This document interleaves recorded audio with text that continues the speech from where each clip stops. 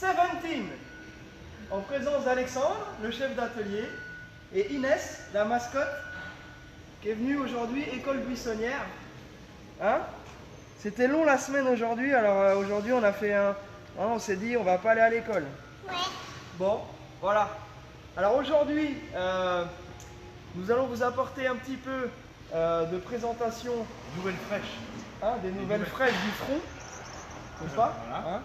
Donc nous avons un line-up de Mustang. Alors, une fois n'est pas coutume, tous les ponts et tous les emplacements de travail, c'est 100% Mustang. Voilà. Donc ça c'est le... Et puis bon, de l'autre côté, il y a un peu du reste, on va vous montrer au fur et à mesure. Je propose, mon cher ami, que nous commencions dans l'ordre, afin de ne rien oublier. Nous ferons des petites apartés ici et là, en fonction peut-être de vos petites interventions, les plus pertinentes. Hein. On va peut-être pas non plus tout relever, hein, je vous le dis. Voilà, hier on a eu une tempête de flotte.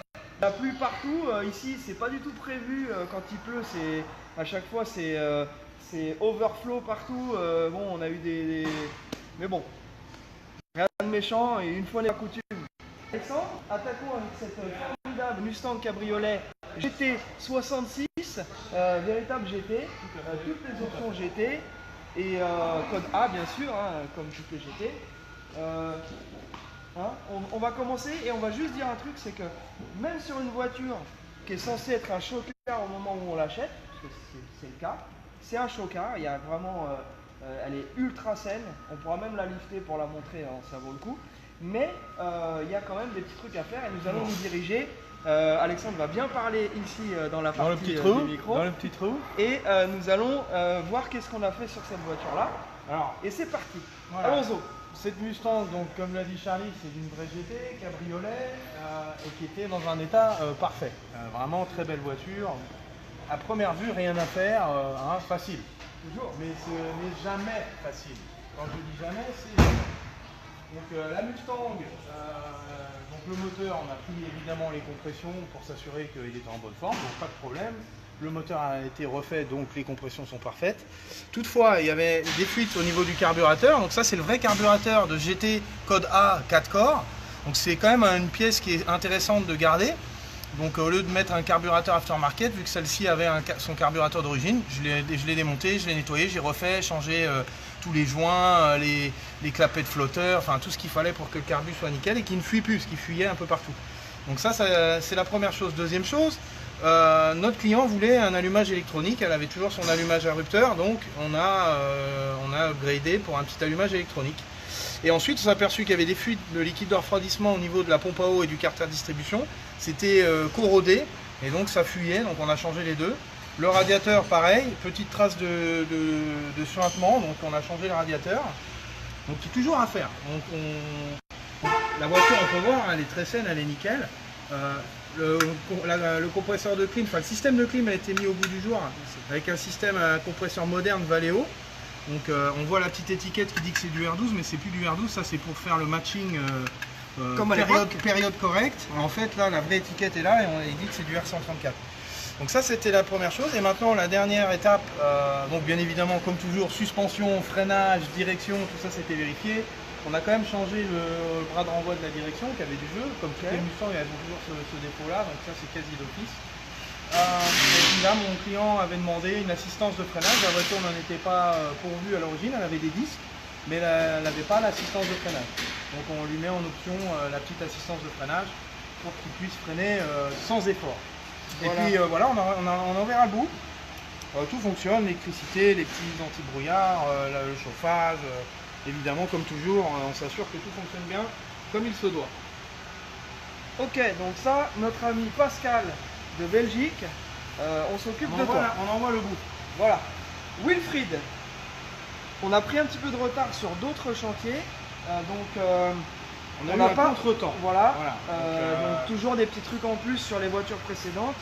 On prendra bien entendu le maximum de soins pour s'assurer que la tienne soit faite exactement comme il faut. Et au moment où on se mettra dessus, et ben, après on ne s'arrêtera plus.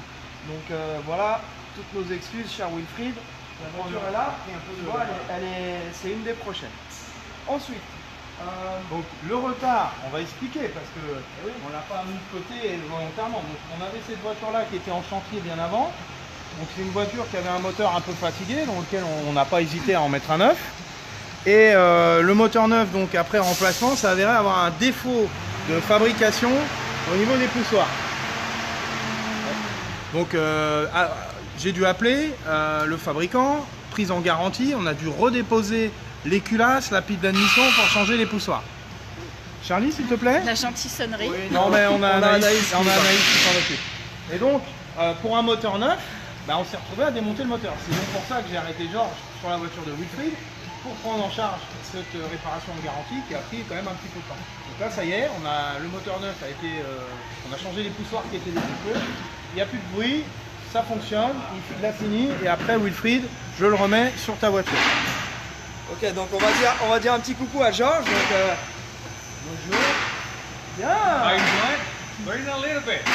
More teaching. How you doing, everyone? Hope you like it. Enjoy. Voilà. Thank you, George. Donc notre ami Georges qui est au taquet tous les jours, super souriant. Il jump de voiture en voiture. Donc c'est vraiment quand même un élément très important de la compagnie. Ouais. Il m'épaule vraiment beaucoup. S'il n'était pas là, ça serait encore plus compliqué. Donc heureusement qu'on a Georges. On le remercie d'ailleurs. Thank you, George, for everything you're doing here. So, like I was saying, I train you like for the muscles. Yeah. You know? Donc je l'entraîne pas mal. En ce moment, on a un programme. Donc là, en ce moment, il prend de la masse. Après, on va passer en sèche. Hein? Like right now, we're taking like muscles and then we go on a diet and stuff. Exact. Ok, donc ça c'était notre ami bon. Georges. Donc dans le rayon des imprévus, hein, comme toujours. Attends, je veux juste finir avec notre ami Quentin, ce qu'on n'avait pas dit. Ouais. Donc Quentin, ta GT, donc pareil, vrai GT. Sammy boy, can you just quit the hammer just for a minute? Thank you sir. Et donc voilà, notre ami Quentin, donc comme tu avais suivi la dernière fois, tu vois cette fois c'est vraiment sur le point, la voiture a déjà démarré. On était sur quoi Là, on a une fuite de direction Fuite de DA. Il y a un joint à changer. Voilà. Là, il finit de remonter tout ce qui est aux alentours du moteur. On attend le joint, donc il s'occupe à finir de remonter. On va remettre le capot et tout. Voilà. Et celle-ci est quasi sur le départ. Il ne restera plus que les essais finaux. Voilà, tout le reste, suspension, freinage, tout ça, ça avait déjà été fait par notre ami Juan. Donc voilà, ça suit son cours. Au rayon aussi des imprévus. Cette voiture-là, la boîte de vitesse, on la fait refaire. Au même titre que voilà. Donc maintenant, sans transition. Emmanuel, voilà, la voiture était finie et la boîte a fait un truc que je n'avais jamais vu avant. Donc la boîte fonctionnait parfaitement. Je dis bon c'est bon, la boîte chiffre, impeccable, pas de bruit, par la route, pas de bruit comme celle de Thibaut. Tout allait bien, on roulait avec, mais elle se mettait à un moment, au fur et à mesure que la voiture roule, elle se met à monter en pression dans la boîte et à dégouliner de l'huile au niveau. Et comment est-ce qu'on s'en a aperçu? C'est qu'en fait, je te suivais quand tu l'emmenais au parallélisme. Et en fait, en le suivant, à un moment, je l'appelle. Nous sommes équipés de Toki. Ça, c'est le grade militaire. À ce niveau-là, on est ultra équipés. Depuis l'épisode du Hummer. Donc, on était là avec notre petit Toki. Je dis, dis donc, la bagnole, elle fume. Il me dit quoi? Mais c'est pas possible, machin, le moteur à neuf. Je dis non, mais j'ai l'impression que ça vient de sous la bagnole. Et donc, effectivement, ça venait pas des échappements. Et donc, overpression, et c'est là que ça devient intéressant, l'explication technique.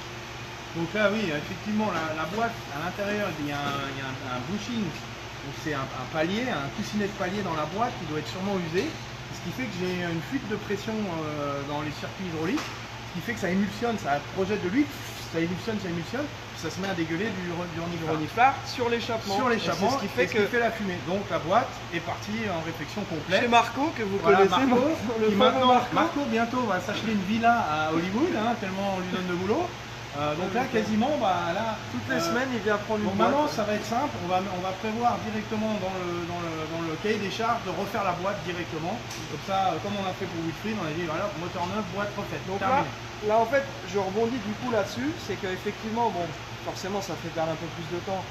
Tous les possesseurs de voitures qui commandent chez nous voient bien l'intérêt d'avoir quand même une boîte neuve, etc.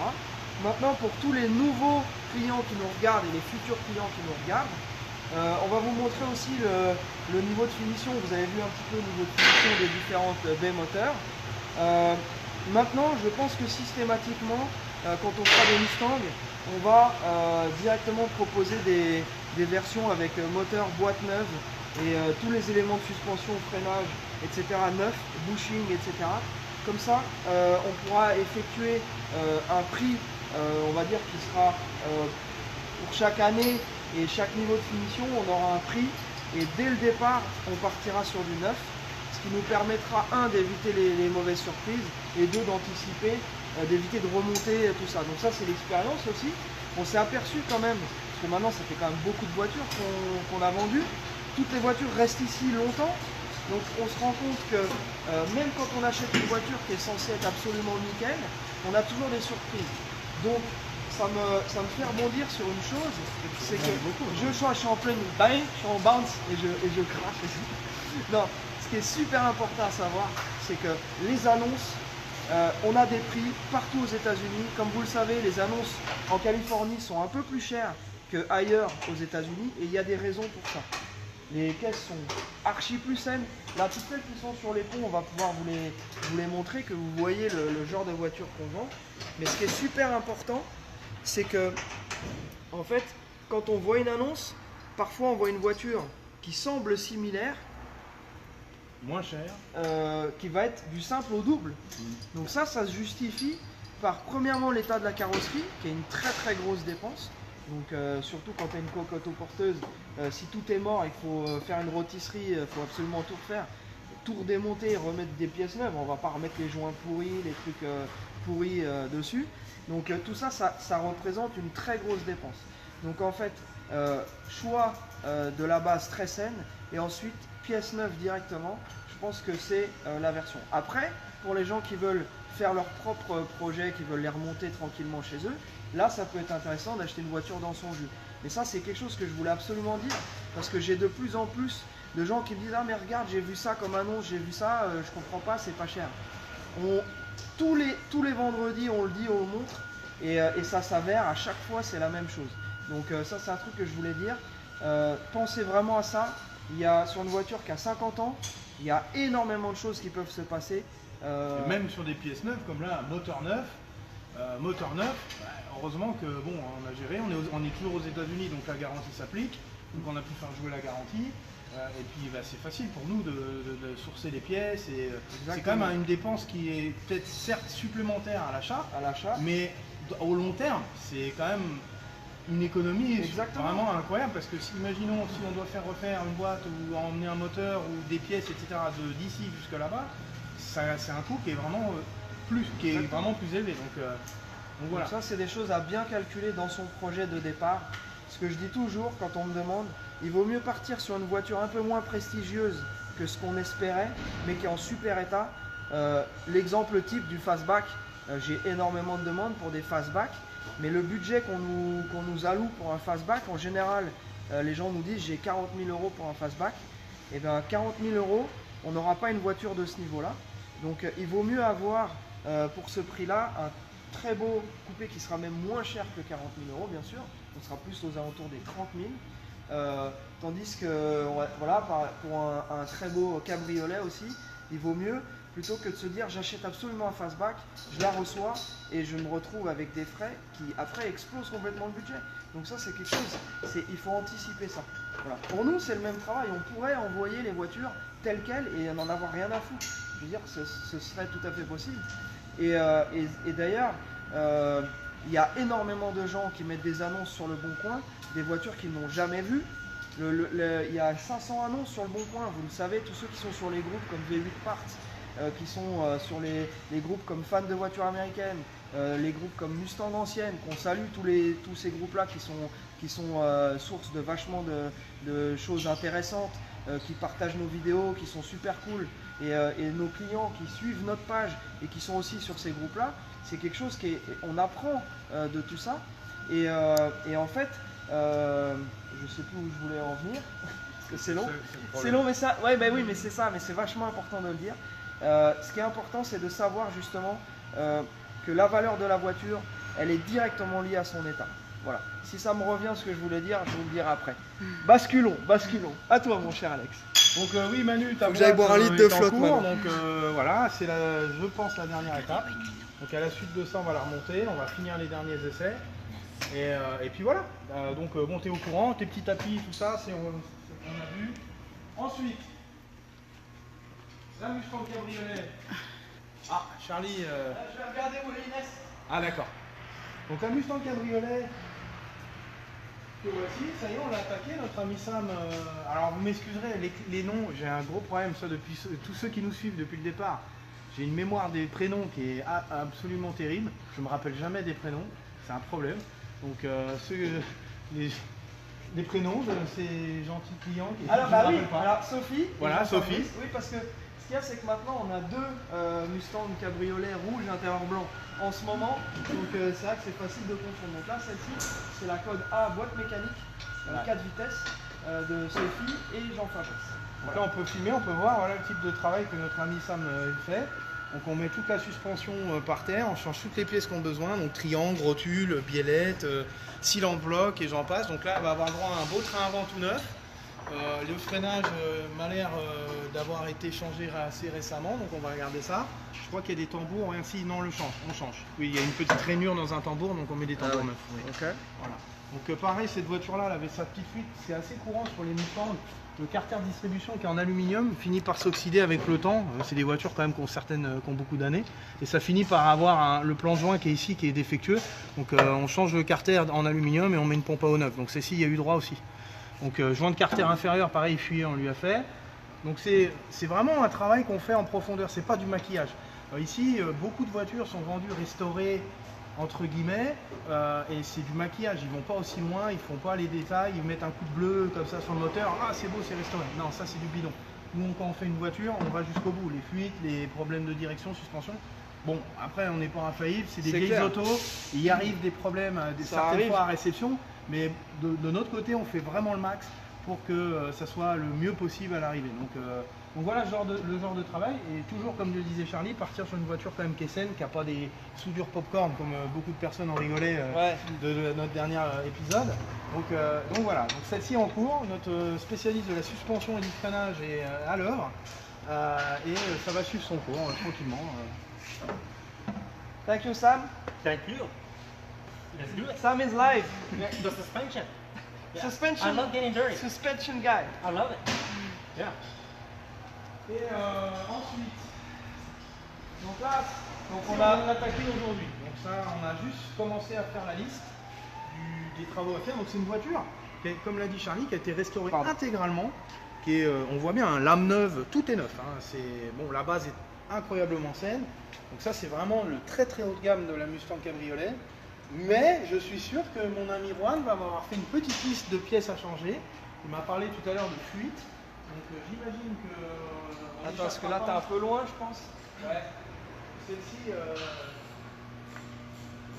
c'est une code C, donc petit code C, carbu double corps, comme petit carbu d'origine.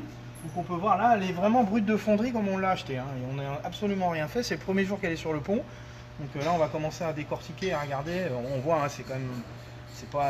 on voit bien que c'était restauré. Ils ont changé les petites vis avec la petite vis d'origine Ford, le petit tuyau de réchauffement de carburateur qui est neuf. Enfin, on voit qu'ils ont vraiment été loin dans le détail, hein, vraiment très très loin. Donc celle-ci aussi a une clim modernisée. Donc ça c'est une autre marque, pas du Valeo. Bon, de toute façon ça vient tous de la même usine, il n'y a pas de problème. Donc le radiateur est bien. Bon, de toute façon toutes nos autos on les passe au crible, on regarde vraiment tout. Celle-ci a déjà le power booster, parce que je suis en train d'installer sur la voiture de Pascal. Voilà, là les disques. Donc ça c'est notre ami Olivier qui nous a fait confiance pour l'achat de la voiture. Ce qui est top, c'est qu'Olivier est venu, donc il est venu pour le CMHO et il en a profité pour passer nous voir ici au garage. Donc lui il a pu voir la voiture pour son client, et donc ça lui a permis aussi de voir un petit peu comment on bossait. Et donc cette voiture là, comme a dit Alex, elle est absolument nickel. Je vais, si tu veux, pendant que tu fais un petit tour sur le F100 de notre ami Franck. Hein, oui, Franck. Voilà, notre ami Franck. Et donc là, bon, pareil, on a eu des petits trucs en plus. Des petits trucs en plus à faire. Je vais lever ça pendant ce temps-là. Voilà. Comme ça, on la montrera. Donc ce F100 qui a été dans un état quand même de conservation assez incroyable. C'est un truc qui est vraiment, on aurait dit pas une capsule, mais pareil, des surprises, des fuites. Là-dessus c'est assez compliqué. Il y avait une fuite au joint speed par derrière, on a dû soulever le moteur quasiment en dehors de la baie pour enlever le carter, enlever la boîte pour changer ce joint-là. Donc ça a été quand même un gros boulot qui n'avait pas été prévu dès le départ, mais bon, on va pas laisser ça. Ensuite les amortisseurs, on a fait vraiment tout ce qu'il fallait, flexible de frein, tout ce qui était un peu qui n'était pas frais on va dire. Et la surprise de dernière minute, le radiateur de chauffage qui s'est mis à fuir. Donc Juan a dépouillé tout le système de chauffage pour changer ce radiateur que l'on attend. Et pareil, système électrique, il y avait des choses qui ne fonctionnaient pas d'essuie-glace, mauvais contact, des prises un peu oxydées, donc il faut quand même rechercher la panne, retrouver.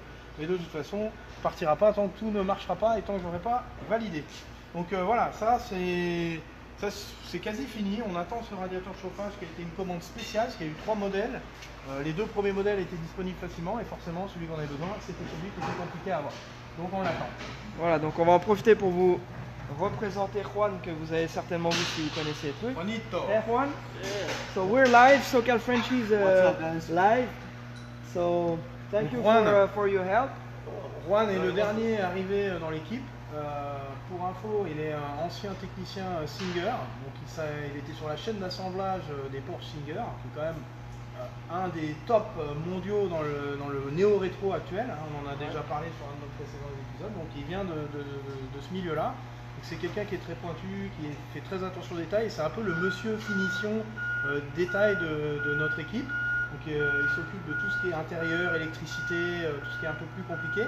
Et également du detailing, voilà, traitement céramique, il fait du traitement.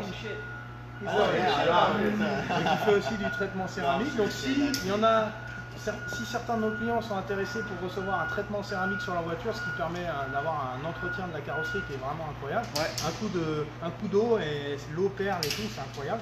Donc il est formé, il est équipé pour pouvoir faire ce genre de prestations. Donc à voir avec Charlie en option si ça vous intéresse. Voilà. Yeah, man. SoCal Frenchies, man. It's the place to go ahead and get your cars. These guys are incredible. I mean, they gave me this chance, and I'm in here just having fun. So, hi to everyone over there. Hope you guys are doing great, and well, let's just keep on rocking, right? Yes, sir. Yeah. Et aussi dernier point, notre ami Juan est allé en France cet été pour ses vacances. Donc il aime bien la culture française, etc. Et c'est drôle, au même moment, il est venu travailler avec nous et il me dit je pars en France, c'est incroyable, ça se fait tout au même moment. Donc ça, il est à la sauce franchise, notre ami Juan. Voilà. Donc là, c'était toutes les voitures qui étaient en cours. Ensuite, il y en a une que je veux montrer. Alors vas-y, on te suit. Vincent, Datsunman. Donc voilà, la Datsun, j'ai personnellement travaillé dessus. Donc je fais monter tous les petits joints de coffre. Elle est quasi finie, il faut qu'on la nettoie. J'ai pas eu le temps vraiment de la nettoyer. Il manque juste le pare-choc qui doit revenir de chez le chromeur. Parce qu'il était vraiment abîmé et ça me plaisait pas, il était tordu. Donc ce pare-choc là, il sera tout beau, tout neuf. Donc le pare-choc chromé. J'ai passé un temps infini sur l'électricité pour que tout fonctionne. Donc là, tout fonctionne. Les feux, éclairage de plaque, clignotant, klaxon, ventilation, absolument tout. Même les petites loupiottes de courtoisie sous le capot, sur le tableau de bord, tout ça, ça fonctionne. Et l'intérieur est fini. Alors pour ceux qui avaient suivi, qui l'avaient vu dans son état d'origine, les sièges avaient été vraiment malmenés, ils étaient vraiment en très mauvais état. Donc ça y est, j'ai fini l'intérieur et je l'ai fait moi-même. Et ouais, j'ai voulu tenter l'expérience, j'ai dit je vais les faire moi-même les sièges. Je suis pas sellier de métier, j'avais jamais fait ça. J'ai pris du temps, mes doigts ont souffert, je me suis écorché, je me suis abîmé, mais j'ai réussi. Donc j'ai fait les sièges, j'ai changé les moquettes sont collées au bon endroit, la poignée qui était manquante, le rétroviseur qui était cassé, le bouton de klaxon qui tenait plus et qui fonctionne, le pommeau de vitesse, enfin vraiment, j'ai essayé de soigner au maximum l'intérieur pour que ça respecte, il est entièrement d'origine. Voilà, donc ça a Datsun, les pneus neufs, embrayage, flexible de frein, et j'en passe.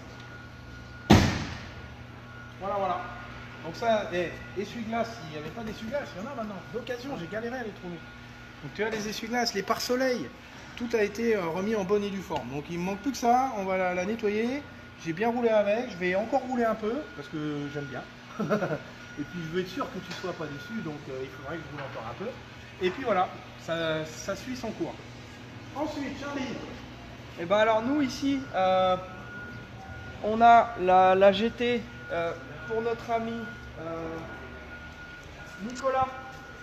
Donc Nicolas, pour la petite histoire, pour ceux qui ont suivi l'épisode numéro 10, avec la fameuse Mustang qui était très très belle de loin, mais qui avait un cancer, loin d'être belle. Cancer sous la jupe. J'ai failli appeler le titre de l'épisode Cancer sous la jupe, mais je me suis dit que c'était un peu hardcore quand même.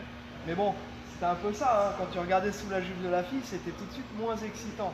Donc cette voiture-là, Nico, on lui a proposé à la place la GT qui est là, qui est donc mieux équipée, qui est une voiture donc code A, qui est voilà, et donc tu vas avoir une voiture qui sera absolument nickel, que nous allons prendre en charge dans la foulée. Donc voilà, petite dédicace pour Nicolas. On ne t'oublie pas non plus. Ensuite, qu'est-ce que j'ai d'autre? Bon, notre ami Guillaume pour la Corvette. Donc ça, Guillaume, c'est pareil. Hein, Alex a déjà refait le carbu. Nettoyer le carbu. Nettoyer, il était sale. Il y avait le deuxième corps qui s'ouvrait pas. Les papillons secondaires, non, il s'ouvrait, mais il se refermait pas. Le ralenti restait un peu haut. Ouais. C'était juste plein de crasse, on l'a nettoyé et c'est terminé, il n'y a plus de problème. Okay. Ça, c'est fait. Donc ça a avancé. Le reste de la révision va être pareil dans la foulée. Maintenant, on va arriver. Donc, alors ici, on continue. Donc le GMC Orange, pareil. Qui est le même proprio que la Codix. Donc ça c'est pareil, c'est des voitures qui vont bientôt être prêtes à partir. Nous avons Jean-Marc qui a remporté l'enchère de la Le Mans. Pontiac Le Mans en 1972. Donc voilà, donc on a bien reçu ton message pour le volant, donc on va choisir un volant. Je vais t'en choisir un. Il va t'en choisir un. Ouais. Ok. Et rose avec de la fourrure violette sur le milieu et des pois verts. Pas mal. De toute façon, en plus de ça, il est colorblind, il ne faut pas lui laisser choisir les couleurs. Donc voilà, donc ça c'est pareil, hein, en cours, on va s'en occuper après. Maintenant, on va arriver. Qu'est-ce qu'on a d'autre? Bref, il y en a beaucoup, hein, ça fait un peu de temps. Mais il nous reste 4 caisses en stock, en fait. Donc sur les 4 caisses en stock, on va faire un rapide tour. On a ce Camino, qui est donc un El Camino 83, qui est gris intérieur burgundy. Donc très bel intérieur. Zéro rouille. Donc là on l'a pas encore révisé, mais on l'a mis sur le pont, on a fait la liste des pièces. Rien de catastrophique, on va juste avoir des bushings, des filtres, des petits trucs comme ça. Qu'est-ce qu'on a d'autre, Mister Atelier? Les joints, l'écheur intérieur, il y a des petits détails par-ci par-là. Mais niveau mécanique, il est très sain, il démarre bien, il shift bien. Non, niveau mécanique, il est très très bien. Il y a une, que je cherchais partout. Une bonne révision, un bon entretien à faire. Ouais. Bougies, les courroies. Mais l'intérieur est très très clean. Voilà. Donc là, ce petit Camino là, on est en train de voir. Alors, comme pour l'instant il n'a pas encore été révisé, ce que je vous propose pour ceux qui sont intéressés, c'est de m'envoyer un MP. On peut le vendre soit dans l'état avec les pièces pour celui qui veut le faire lui-même et gagner du temps et bien sûr de l'argent puisque nous ne travaillons pas gratuitement. Qu'est-ce que je voulais dire? Donc ça, je suis en train de voir pour le prix, je vais vous le dire très bientôt. Donc ça, ceux qui veulent être en avance, les premiers sur le coup, envoyez-moi un MP. El Camino 83, c'est les derniers V8 305 litres. Voilà. Boîte qui shift très bien, petit moteur qui va bien, qui consomme pas trop, hein, on est après le choc pétrolier, c'est pas un foudre de guerre par contre, mais tu peux pas avoir, hein, voilà, l'un va pas sans l'autre, donc voilà, ça c'est le premier, alors je vais fermer ça, voilà, donc pareil, l'emblème qui est à moitié en biais, les petits trucs qui a changé, tout ça ce sera changé, ok, ne vous focalisez pas là-dessus. Ensuite, ici, donc vous avez vu les baies moteurs des voitures qu'on propose. On a celle-ci qui est une très bonne base. Ça. On on a cette petite Mustang turquoise qui est une excellente base, c'est un code A. Pas mal d'options d'époque. Elle a la console, elle avait la clim d'époque, elle avait le power brake d'époque. Donc comme tous les codes A, elle a son carbu 4 corps d'origine. Donc c'est une caisse qui est très saine. Donc là vous pouvez voir en gros quand on sélectionne une voiture telle qu'elle est avant qu'on la fasse. Donc là c'est dans ce qu'on peut dire un bon jus. Il n'y a rien de catastrophique mais c'est un peu crade. Donc modèle 65 bien sûr avec le moteur noir et les caches-culbut dorés et le filtre à air doré aussi. Radiateur est récent, il y a un allumage électronique. Voilà, il y a déjà quelques trucs qui ont été faits. La peinture a été très bien faite. Donc ça c'est une bonne chose, c'est qu'on n'a pas à refaire la peinture sur celle-ci. L'intérieur noir est en bon état.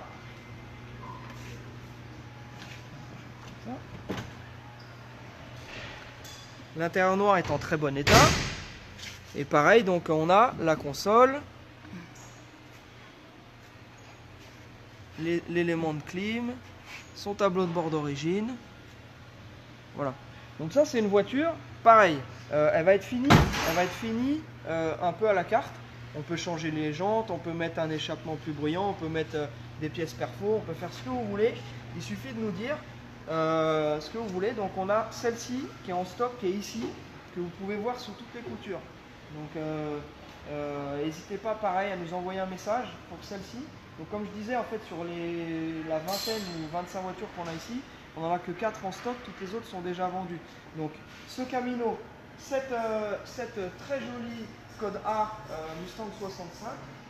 Ensuite on a le Silverado de 86, donc qui est légèrement droppé sur des jantes en 20 pouces type Rally Wheels en alu taillé dans la masse, avec des pneus neufs. Donc ça, ce véhicule-là, pareil, c'est un V8 305 dedans, d'origine, boîte TH700 R4, donc 4 rapports, peinture gunmetal grey avec des petits défauts par-ci par-là, un très bel intérieur. Il a vraiment une très bonne dégaine. Il a une super et attitude. Surtout, ce qu'il faut dire, c'est que c'est un ben courte. Donc ça, niveau parking, niveau place, c'est vraiment intéressant. Voilà. Et donc c'est 3 places.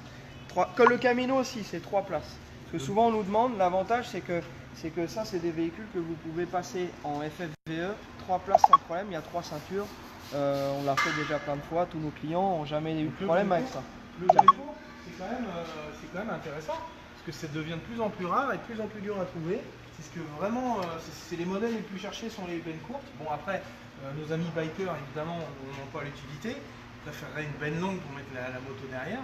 Mais en termes de custom ici aux États-Unis, c'est vraiment le ben courte qui est le plus demandé. Donc, Et alors, au rayon custom, donc c'est un véhicule qui est quasiment d'origine, c'est la version Silverado avec, comme tu vois, il y a pas mal d'éléments en fait qui sont propres à la version Silverado, que ce soit à l'intérieur ou à l'extérieur. Ce petit bandeau sous la vitre et ici ça. Il y a un roll pan ici, c'est-à-dire qu'en fait, le pare-choc arrière a été supprimé et à la place donc il y a le roll pan qui a été soudé et qui a été moulé, mais c'est en tôle, c'est pas de la fibre. Donc voilà, et effectivement il a vraiment cette super attitude. Là il n'est pas hyper bien mis en valeur, il faudrait qu'on le sorte et qu'on fasse des belles photos. On n'a pas le temps toujours de faire le truc exactement comme on voudrait. Alors attention à la tête, mais donc voilà, on a cette petite pote là qui est dans son jus, qu'on vend 12 500 € dans l'état avec son moteur 305 qui est d'époque. Et après on a des possibilités d'upgrade aussi. On peut mettre un 359 dedans, ce sera un peu plus puissant et en plus de ça, vous êtes reparti pour un siècle. Donc le truc va vous survivre. Okay, donc ensuite, on a notre super cab qui est ici. Voilà, on avait un client qui était super intéressé, mais finalement c'était un peu trop long, un peu trop gros. Donc effectivement, c'est donc une double cabine, mais heureusement ben courte. Il est aussi long qu'un ben long. Ce qui fait qu'il est comparable à celui qui est de la même année, qui est juste à côté, qui est donc un simple cabine mais ben longue. Voilà. Henri et Hélène qui nous ont acheté le jaune qui est à côté. Donc ici le bleu, Alors, vous l'avez vu en photo, etc. Je ne vais pas revenir dessus. On a 7 000 $ de facture. Le moteur a été refait, beaucoup de pièces, suspension, freinage, etc. Donc pour le prix, effectivement, donc celui-ci est à 16 900 livrés. Vous avez un véhicule qui est avec un énorme 460 CI, c'est-à-dire un 7,5 litres V8. C'est la version trailer spéciale, c'est-à-dire qu'il est fait pour tracter. Donc si vous avez par exemple Grosse lame, gros pont, il y a tout ce qu'il faut.